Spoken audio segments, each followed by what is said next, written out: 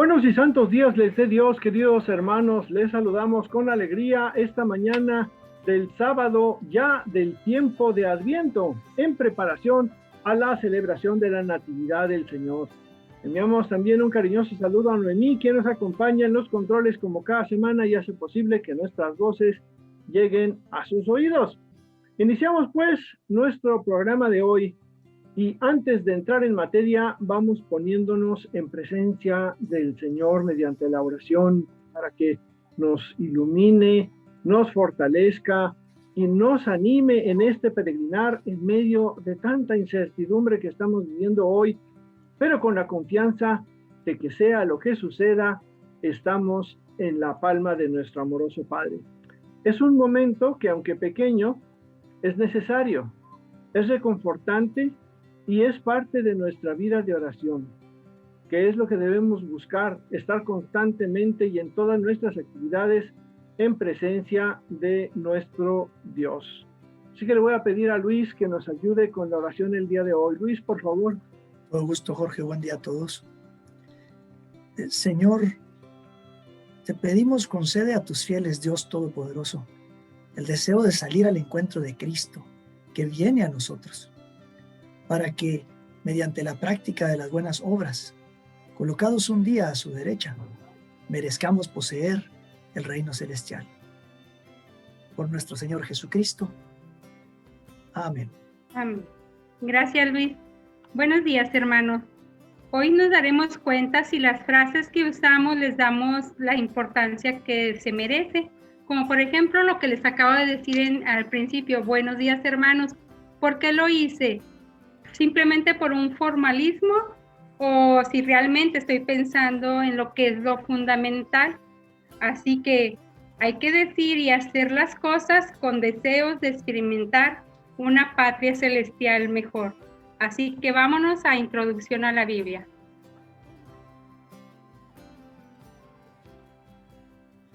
Que te responda el Señor en el día de la angustia. Así inicia el Salmo 20, que nos va a servir el día de hoy para nuestra reflexión.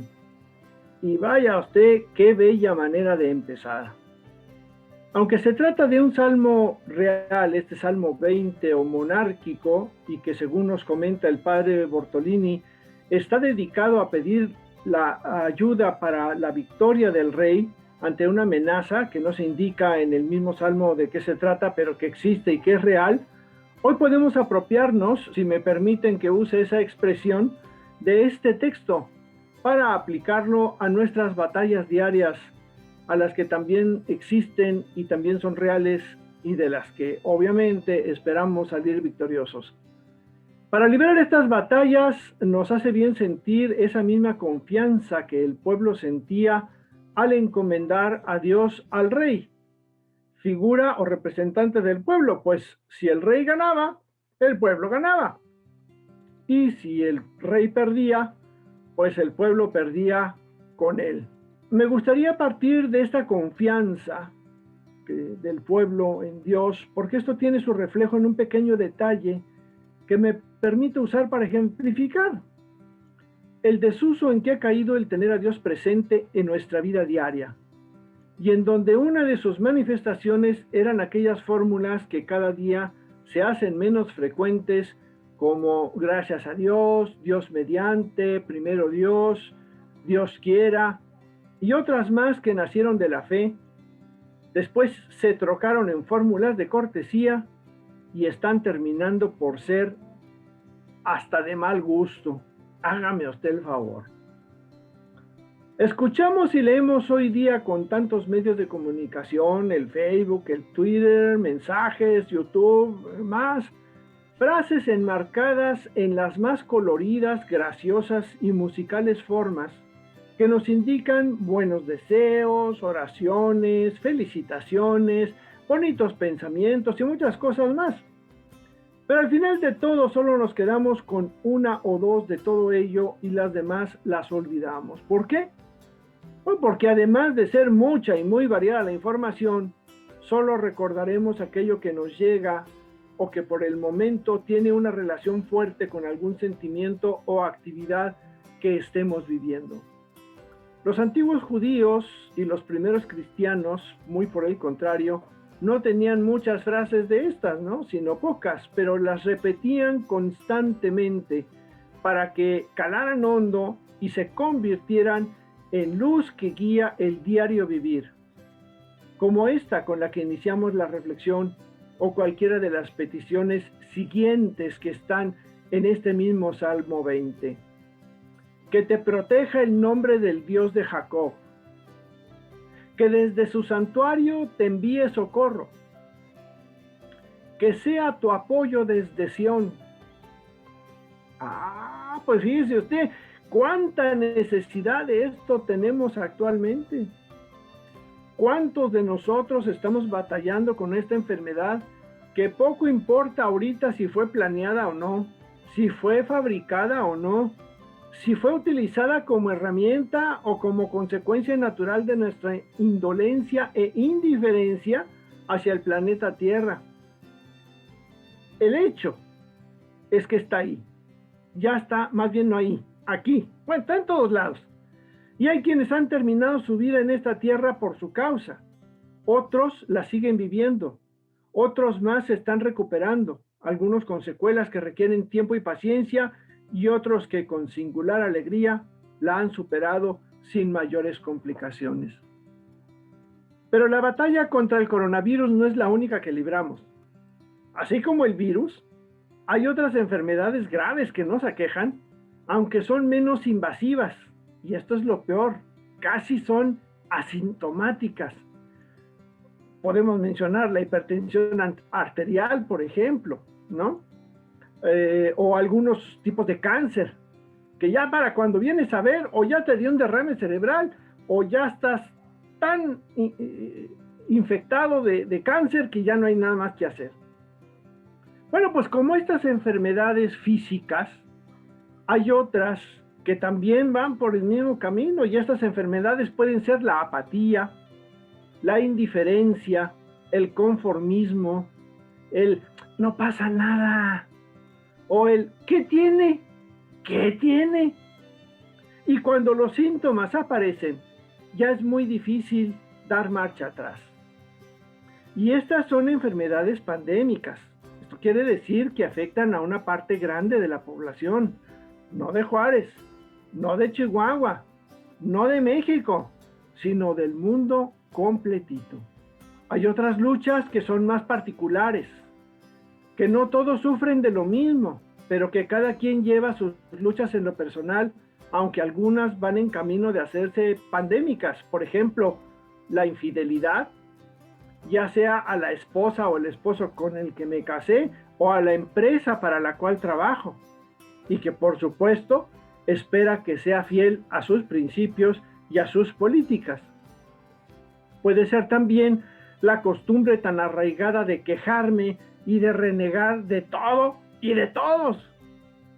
Lo desordenado que soy en mis cosas, en mis ideas, en mis planes, en mi cuarto, en mi casa, en mi patio, en mi dinero. Todo es una revoltura tremenda, no se halla pies ni cabeza. Y así como estas, hay muchas más luchas cotidianas. ¿Cuál es la tuya? ¿Qué enemigos te acechan y se levantan en tu contra? ¿Contra qué o contra quién tienes que librar una batalla? Y luego, pues viene la contraparte de las preguntas. ¿Quién te ayudará? ¿En quién confías? Dice el versículo 8 de este mismo Salmo 20, unos confían en los carros, otros en los caballos, pero nosotros invocamos el nombre del Señor nuestro Dios. ¿Cuáles son esos carros y esos caballos? ¿No? Pues nada menos que los recursos propios. Son los pertrechos que según tú tienes para salir bien librado de la batalla.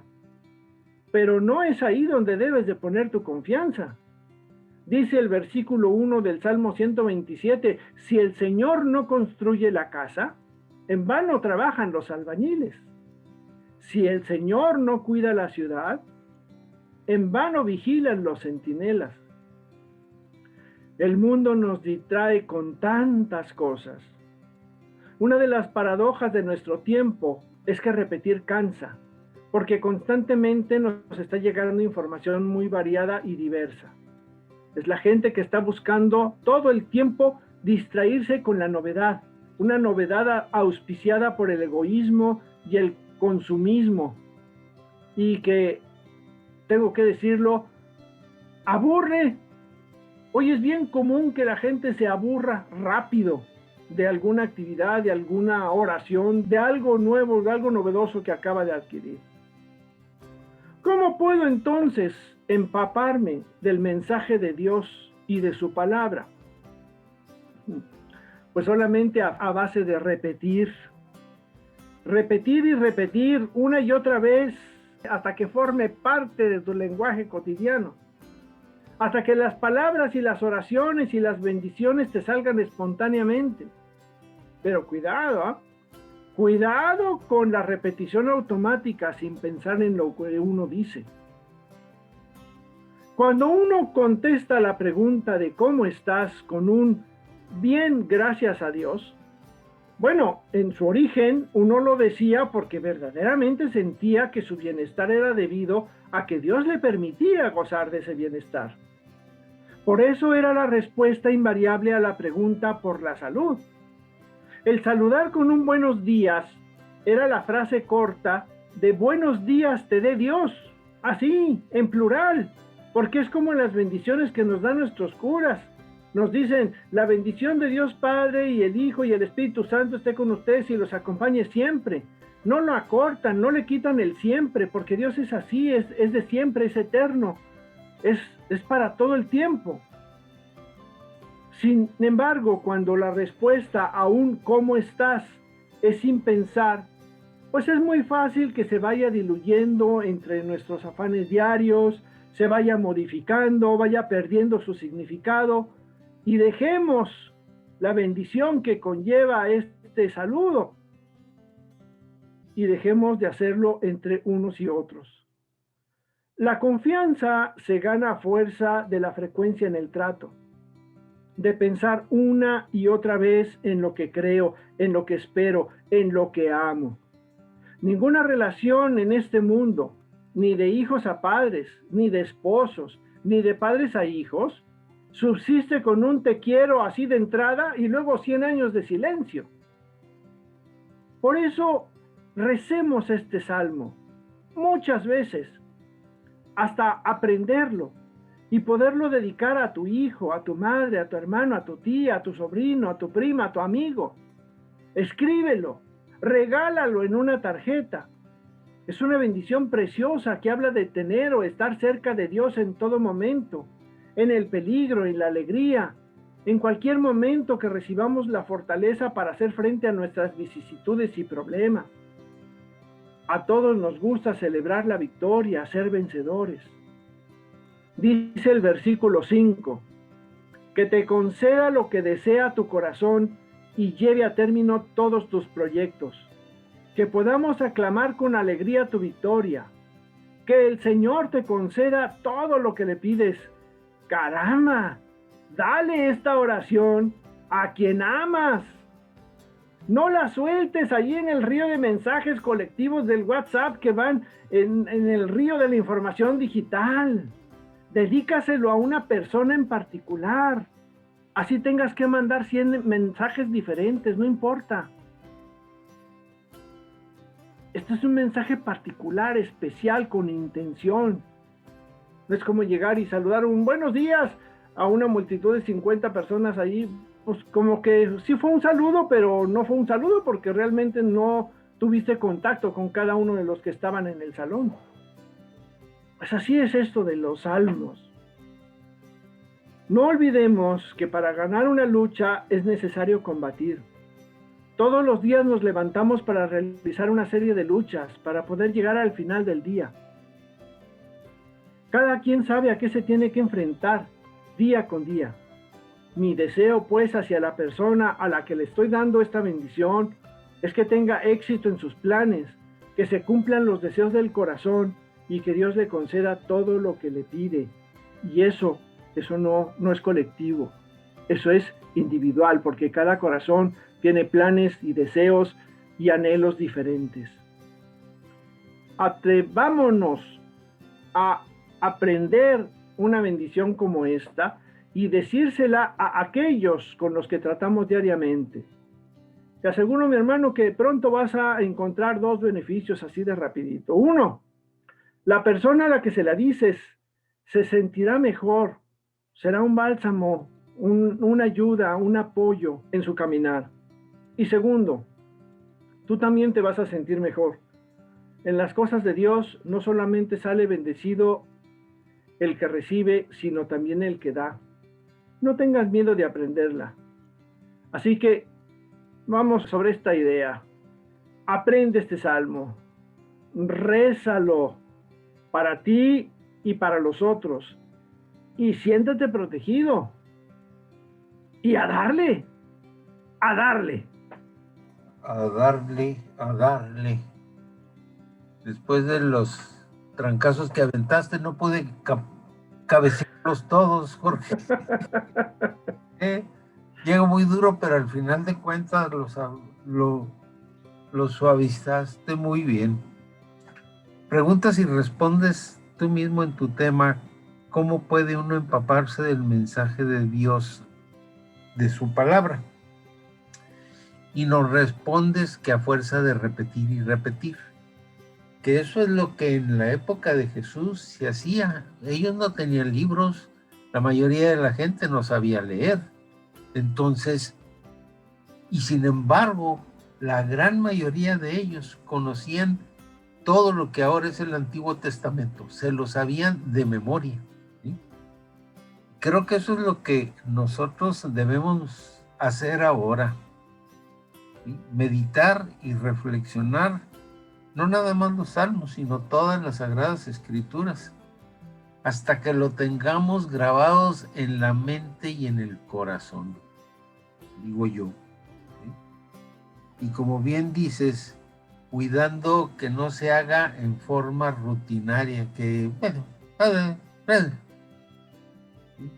Sino que salga del corazón y con un verdadero deseo que lo que estás diciendo se cumpla. No sé qué piensen ustedes. Fíjate que me gusta eso que dices porque es parte de lo que hemos aprendido con Luis ahora con estas 2 temporadas de Salmos, sí. Que los salmos no se repiten, se rezan. ¿Sí?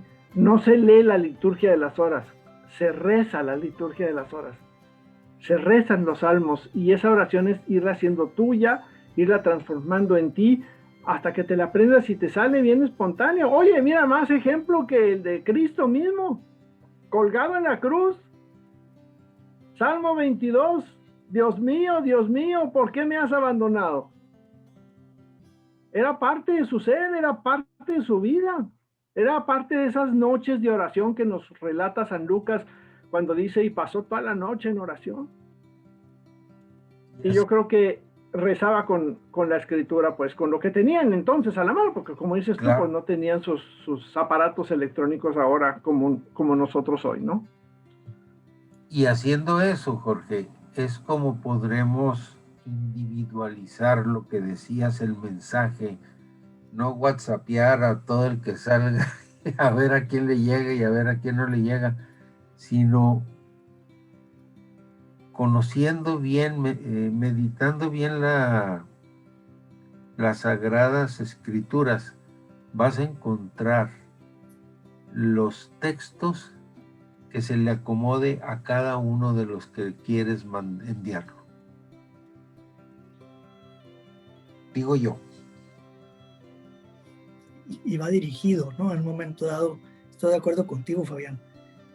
Los que dicen saber de cacería, yo no sé de cacería, pero los que dicen saber de cacería recomiendan, por ejemplo, que cuando ves la parvada que viene, tienes que tomar tu rifle y apuntar a una sola ave. Si le tiras a todos ahí en el conjunto, no le vas a dar a ninguno. Tienes que tener un objetivo. Y entonces, de manera similar, aplicándolo a esto, pues, el llegar con un mensaje como estos a una persona en lo particular, pidiéndole a Dios que te ayude, que te oriente y que te dé la inspiración para enviarle lo adecuado. Es excelente. Esto puede ser algo que estamos recibiendo nosotros en lo personal, o imagínate que se lo estás dando a tu hijo, recién graduado, que te conceda según tus deseos y se realicen todos tus proyectos, hijo. Que podamos celebrar tu victoria, hijo. ¿Por qué no bendecir a nuestros hijos así? ¿Por qué no bendecir a aquellos que se están casando de esta manera? ¿Por qué no compartir la bendición en la familia a la hora de comer?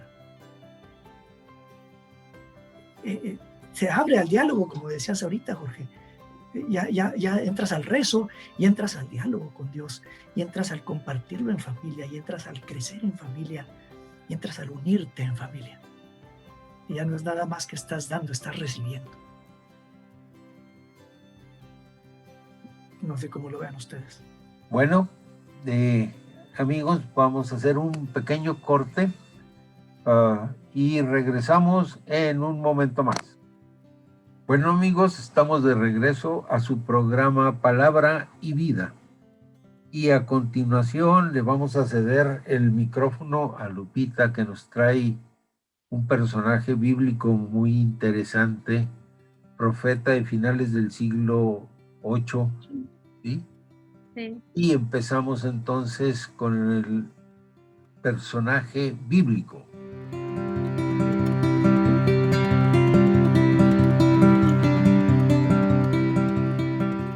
Miqueas fue un profeta de finales del siglo VIII a.C. Su nombre, de origen campesino, significa ¿quién como Dios? Fue autor del libro de la Biblia que lleva su nombre en el Antiguo Testamento.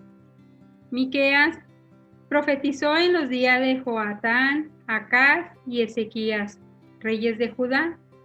Defendió con su predicación a los oprimidos, denunció a los ídolos y las maldades, y anunció al pueblo elegido que nacería en Belén de Judá un caudillo que apacentaría a Israel con la fortaleza del Señor. De Miqueas sabemos biográficamente bien poco. No se menciona el nombre de su padre, lo que hace pensar en un profeta que no pertenece a ningún linaje reconocido. No se trata de un profeta hijo de profetas, sino más bien a alguien de pueblo, de un medio rural de Moreset, una aldea fronteriza de Judá y alejado de las dos grandes ciudades, Jerusalén y Samaria. Se nos ofrecen estos detalles para que no lo confundamos con otros Miqueas que también se mencionan en las Escrituras. Era un hombre no dado al lenguaje ingenioso ni pulido, sino franco y directo, casi rudo. Judá está atravesando en criterios humanos uno de sus mejores momentos. No hay grandes amenazas en el horizonte y las guerras triunfantes dejan buenos tributos. Hay una clase terrateniente sólida, una burguesía bien establecida que deja en el templo buenos beneficios. Pero por dentro, Judá está podrido. El culto es puro formalismo, solo busca cumplir con Dios, perdiendo de vista lo fundamental. El huérfano, la viuda, los pobres de Dios. Y así de directo es el mensaje de Miqueas. Ay de aquellos que meditan iniquidad, que traman maldad en sus lechos y al despuntar la mañana lo ejecutan. Porque está en poder de sus manos. Codician campos y los roban, casas y las usurpan. Hacen violencia al hombre y a su casta, al individuo y a su heredad. Escuchad esto, jefes de la casa de Jacob y dirigentes de la casa de Israel. ¿No deberían conocer lo que es justo? ¿Por qué? Pues odian al bien y aman el mal. Sus jefes juzgan por soborno, sus sacerdotes enseñan por salario, sus profetas predican por dinero y se apoyan en Dios diciendo: ¿no está Dios en medio de nosotros? No vendrá sobre nosotros ningún mal. Haríamos, por supuesto, bien en leer seguido estas palabras, sobre todo nosotros, Iglesia, que nos apoyamos, como hacían los sacerdotes del templo, en la promesa eterna de Dios. Meditarlo no solamente el 21 de diciembre, día de la festividad de Miqueas, y no tanto por ese mensaje ético completamente indispensable, sino porque es uno de los libros del Antiguo Testamento en el que los primeros cristianos leyeron con mayor claridad que en Jesús se cumplía la promesa salvadora de Dios, en especial en estos versículos, que el lector reconocerá enseguida porque están muy presentes en la liturgia de estos días. Mas tú, Belén Efratás, aunque eres la menor entre las familias de Judá, de ti me ha de salir aquel que ha de gobernar en Israel. Sus orígenes se pierden en el pasado, en épocas antiguas. Por eso, Él los abandonará solo por un tiempo, hasta que aquella deba dar a luz tenga a su hijo. Entonces el resto de sus hermanos volverán a Israel. Su escrito ocupa 7 capítulos en total, cuya claridad de parte de Dios no deja escapatoria.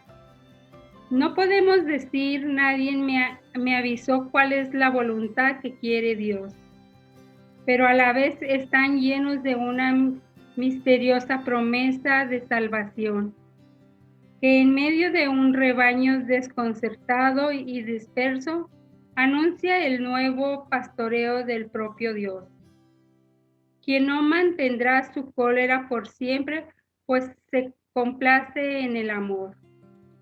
De Miqueas procede también este profundísimo estribillo que cantamos el Viernes Santo. Pueblo mío, ¿qué te he hecho? ¿En qué te he molestado? Respóndeme. Él fue el verdadero profeta. Él fue un verdadero profeta inspirado por Dios. No se equivocó en su profecía porque habla en nombre del Señor. Lo que ocurrió y ocurre en la actualidad es que cuando hacemos algo desagradable, como en Judá, nadie queremos oírlo. Dediquemos algunos momentos a revisar nuestra vida. Si tenemos un poco de ceguera espiritual que debemos intentar desterrar. ¿En qué otras formas no nos volvemos completamente hacia Dios? ¿Qué es lo que más nos impide el crecimiento espiritual? ¿Nos volvemos a Dios por completo alguna vez?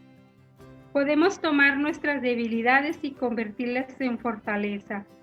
Eso es esencialmente lo que Miqueas nos dice. Lea nuevamente Miqueas 6:8. Lupita, pues usted siempre nos deja así como que atados a la mesa sin podernos levantar ni salir corriendo con esas preguntas. ¿Qué es lo que me está impidiendo el crecimiento espiritual? ¿Dónde hay ceguera espiritual de mi parte, no? ¿Cómo y dónde debemos devolvernos hacia Dios otra vez? Y nos invita otra vez a esa conversión y a buscar más profundo en nuestro ser. Y una cosa que me gustó de lo que menciona aquí es: nadie puede decir a mí, nadie me avisó. Ninguno de nosotros puede decir: no, es que a mí no me dijeron, es que mira, ya te lo estuvimos anunciando, ya se nos estuvo anunciando, se nos estuvo formando. Yo no sabía. Es que nadie me dijo nada, patrón. No, pues mira, mientras estamos aquí, me decía el otro día un amigo, un buen amigo me decía, mientras estamos aquí en la tierra, estamos bajo la misericordia de Dios. El día que partamos de aquí, llegamos a la justicia divina. Entonces, pues son buenos momentos, ¿no? Para darle una buscadita, a ver cómo mejorar y creer verdaderamente en que las profecías de estas gentes como Miqueas se hicieron realidad en Jesús. Esa profecía de Belén es básica dentro de nuestra fe. Y de ahí surge el pan de vida. Y de hecho, Belén, el pueblo que se llama y se lleva ese nombre porque se llama la casa del pan. Eso significa Belén, por ahí leí. Entonces, pues ya nos va anunciando la llegada del pan eucarístico, ¿no? De Jesús, Eucaristía. Y bueno, pues son varias las promesas o las profecías que hace aquí Miqueas, que era también muy franco, era muy directo, como lo menciona usted, Lupita, y que me llama la atención que usted dijo, más bien era alguien del pueblo, no era un profeta hijo de profetas, no era alguien que traía un gran currículum, no era alguien que estudió en las internacionales de las más brillantes, no, era alguien que chambeó, que se levantaba todas las mañanas y que chambeaba y que era del pueblo, igual que cualquiera de nosotros aquí. Y sin embargo, Dios le dio esos dones de profecía. Tú, mi querido oyente, igual que cualquiera de nosotros, somos llamados a seguir esas indicaciones de Dios y a seguir y a cumplir con esa misión que Dios tiene para nosotros. Seamos quienes seamos. Somos simplemente hijos muy amados de Dios, a quienes Él mismo, por su gracia y por su iniciativa, nos da talentos, carismas, dones. Nos tiene confianza para que podamos hacer aquello que Él tiene preparado para nosotros y que espera que hagamos para su reino. Miqueas, hombre del pueblo, simplemente lo hizo. Entonces habrá que hacer nuestra revisión también, ¿no? ¿En qué áreas de mi vida, en qué espacios de mi vida debo todavía de permitir que sea Cristo el Señor? ¿En qué áreas no estoy dejando que entre? Ese es mi comentario. Jorge, Fabián, no sé si tienen algo más por ahí. No, pues eso como decías tú, eso nos dice de que todos estamos señalados para profetizar. Todos. Cada quien nos darán los dones o carismas necesarios y estaremos enfocados a alguna cosa, pero todos debemos hacerlo. No necesitamos ser el nieto del profeta, del profeta, del profeta, del profeta. Dios sabe lo que hace. Y creo que otra cosa importante por el otro lado es que también todos, tenemos que estar atentos a los profetas de nuestro tiempo. Y que no esperemos que sean las grandes personalidades. O sea, si como dices tú, Fabián, todos estamos llamados a ser profeta, pues ¿quién me dice que tengo un profeta aquí de vecino? O lo tengo a un lado sentado en la banca de la iglesia, o lo tengo en mi comunidad, o lo tengo en mi trabajo. Y porque no tiene credenciales no le voy a hacer caso. No, hay que estar al hacha, hay que estar abusado, ¿no? Y creo que, como decía Luis, también hay que estar, yo creo que una de las cosas que nos impide ese acercamiento con Dios es la mundaneidad. Y la mundaneidad progresa en la medida en que estamos lejos de Dios. Y nos alejamos de Dios en la medida en que nos falta la oración, que es el fundamento sobre lo que vamos a edificar nuestras obras. Acabo de leer hace poquito a San José María Escrivá de Balaguer, del Opus Dei, que dice: sin la oración, las obras no tienen validez.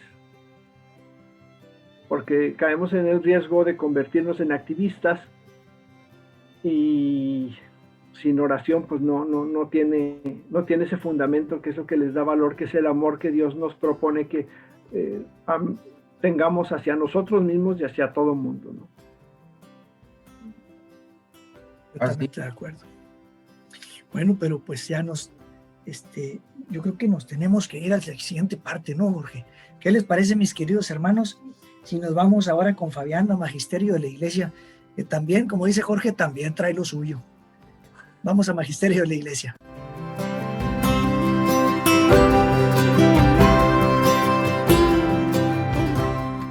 Hoy, hermanos, continuamos con el manual de los deberes de los cristianos de la encíclica Cristiana Sabiduría de León XIII, y vamos con el segundo tema, que se llama Dos Patrias, y es una ampliación del tema anterior, Amor a la Patria, en el que León XIII nos recalca que se debe amar a una y a otra patria, la natural y la de la ciudad celestial, pero amarlas de tal manera que el amor a la patria celestial ocupe el lugar preferente en nuestro corazón,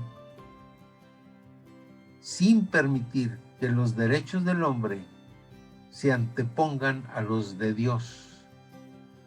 Jesús en Juan 18:37 nos dice él mismo: yo para esto he nacido y para esto he venido al mundo, para dar testimonio de la verdad. Y en Lucas 12:49 nos dice: he venido a traer fuego a este mundo y ojalá estuviera ya ardiendo. Entonces el conocimiento de esta verdad, que es la suma perfección del entendimiento, junto al amor divino que también perfecciona la voluntad, es el principal deber. Es el encargo, el compromiso, es la misión de los cristianos y la fuente de donde se derivan los demás deberes. En esto consiste toda la vida y libertad cristiana. Y ambas cosas, la verdad y la caridad, son un patrimonio noble legado por Jesucristo a la Iglesia, quien la conserva y la defiende con incesante esmero y vigilancia. Pero, continúa el Papa, como quiera que la guerra contra la Iglesia ha tenido la suerte, ayudada por las investigaciones científicas, de descubrir muchos secretos que antes estaban ocultos por la naturaleza y aplicarlos convenientemente a los usos de la vida, los hombres se han envanecido de tal modo que creen que pueden sacar ya de la vida social de los pueblos a Dios. Ya no se necesita, ¿sí? Y agregado mío, vean cómo está el mundo en estos momentos por la soberbia del hombre. Nomás reflexionen en eso. Y llevados por semejante error, se traslada a la naturaleza humana el principado arrancado a Dios, proclamando que es la naturaleza solamente donde ha de buscarse el origen y norma de toda verdad, y que de esta verdad provienen y a ella han de referirse los deberes que impone la religión. En otras palabras, que ni ha sido revelada por Dios verdad alguna, ni para nada debe tenerse en cuenta la institución cristiana en las costumbres. Sí se debe obedecer a la Iglesia, porque ésta no tiene autoridad ni derecho alguno para dar leyes, y más aún que no debe mencionarse a la Iglesia, ¿sí?, en las constituciones de los pueblos. Y estos hombres ambicionan por todos los medios, ¿sí?, y procuran apoderarse de los cargos públicos y tomar las riendas en el gobierno de los estados, para poder así más fácilmente, ¿sí?, según sus principios, ¿sí?, arreglar las leyes y educar a los pueblos. Y así vemos la gran frecuencia con que claramente se declara la guerra a la religión católica, o se le combate con astucia mientras conceden amplias facultades para propagar toda clase de errores y se ponen muy fuertes trabas a la pública profesión de las verdaderas religiones. Y como prueba un botón, el 19 de noviembre se aprobó la despenalización del consumo de la marihuana, diciendo que la ley es de avanzada y progresista. No sé si lo sabían, pero ahí se los dejo, ¿sí? Y nos invita, Leo XIII, en circunstancias tan lamentables, a que cada uno entre en sí mismo, que ya lo pidió Jorge y ya lo comentó también Lupita, procurando conservar hondamente arraigado en nuestro corazón la fe, evitando o alejándonos de los peligros, y muy especialmente estar bien armado contra varios sofismas engañosos como los que mencioné hace un ratito.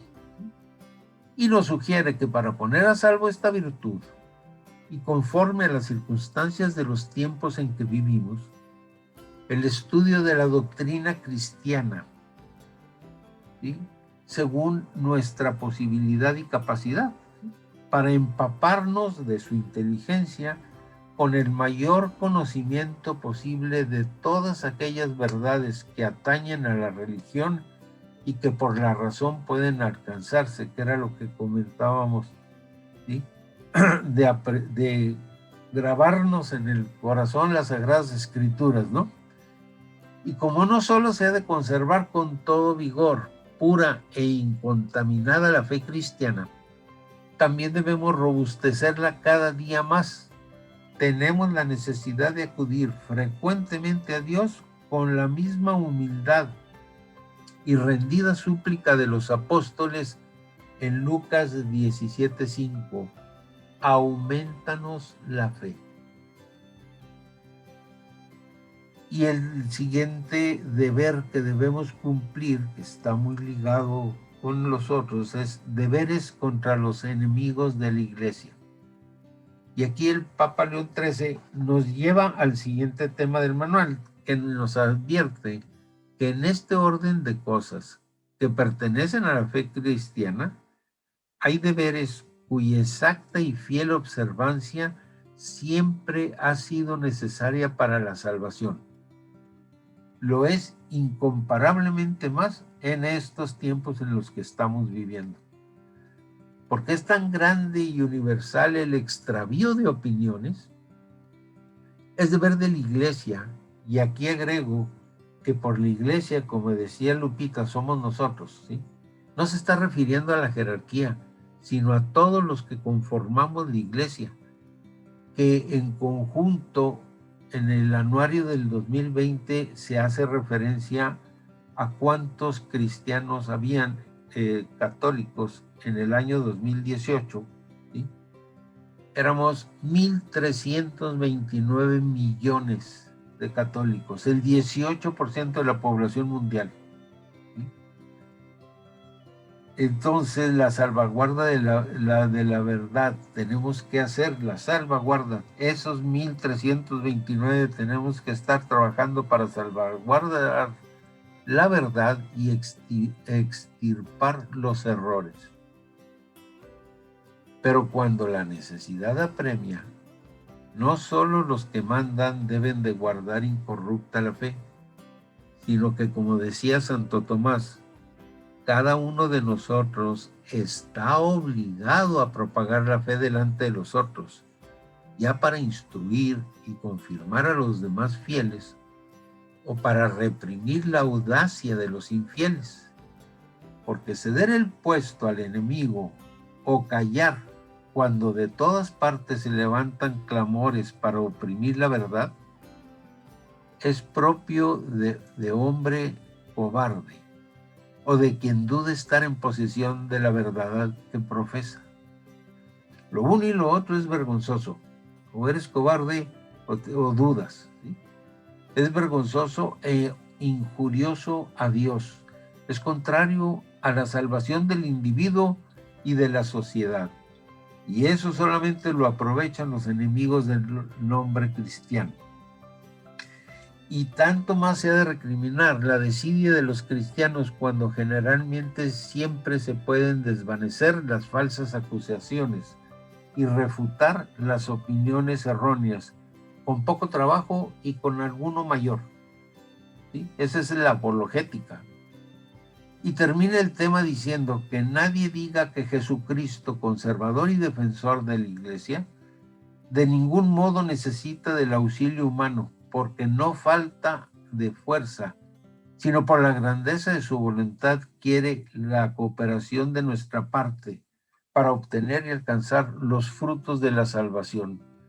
Y esto me vuelve a llevar a lo que a cada rato digo, la cita de San Agustín: Dios que te creó sin ti, no te salvará sin ti. Y hasta aquí llegamos. Sí, pues ahí, por ejemplo, cuando ahorita nos comentó Fabián, era de las dos partes, me transporté hacia nuestros antepasados, cuando Abraham deja su patria, ¿verdad? Entonces yo siento que si nosotros nos vamos a nuestros pasados, así vamos a tener más fe y vamos a anhelar esa vida celestial que Dios nos tiene, ¿ya? Porque con esta fe que Él nos prometió, nosotros vamos a experimentar un cambio de valores que de lo que nos ofrece aparte del mundo, no irnos con el mundo, sino más bien a lo que Dios nos prometió. Es como irnos para atrás y agarrar las fuerzas y venir y con todas las pilas cambiar esos valores. Pues a mí me llama mucho la atención. Yo también me transporté como Lupita, nomás que yo más cerquita. Esta encíclica, dice Fabián, que fue escrita más o menos en 1880. 1890. Póngale usted 1890. Hace más de 100 años. Y cuando estaba leyendo, cuando nos estaba más bien dando Fabián este contenido, me empezaron a aparecer caras de gentes conocidas, no de 1890, sino de 1980 2020. Y del 2020, ¿verdad? Y luego dicen que la iglesia es retrógrada. Me da risa cuando la gente dice eso, porque escritos como de hace más de 100 años tienen una actualidad impresionante en nuestros días. Pero bueno, se lo dejamos ahí a usted, a su reflexión. Por lo pronto, nos vamos. Sea usted ángel de Radio Guadalupana, sea generoso con su oración y sea generoso con sus donativos. Y también queremos hacerles una atenta invitación. El próximo 15 de diciembre vamos a llevar a cabo una lección divina a través de la plataforma Zoom. Es un ejercicio de diálogo con Dios sobre el pasaje de Lucas, capítulo 2, versículos 6 a 19. El evento es totalmente sin costo, pero tiene cupo limitado a las primeras 100 personas que se conecten. Los invitamos a que asistan, no se pierdan, es una bonita experiencia. Más información en el 656-167-3077, es el teléfono que les damos cada 8 días, 167-3077, o en la página del instituto. Busque usted biblico.mx y ahí aparece la información. Luis, ¿nos ayudas con el versículo de hoy? Claro que sí, Jorge, cómo no. El versículo es el Salmo 7, versículo 1. Den gracias al Señor porque es bueno, porque es eterna su misericordia. Pues demos gracias al Señor. Y por lo pronto nos despedimos con alegría y con la esperanza de que haya sido de provecho la información compartida, y con el deseo de que la paz y el amor de Dios les acompañen siempre. Estuvimos con ustedes Fabián, Lupita, Luis y Jorge en una emisión más de Palabra y Vida.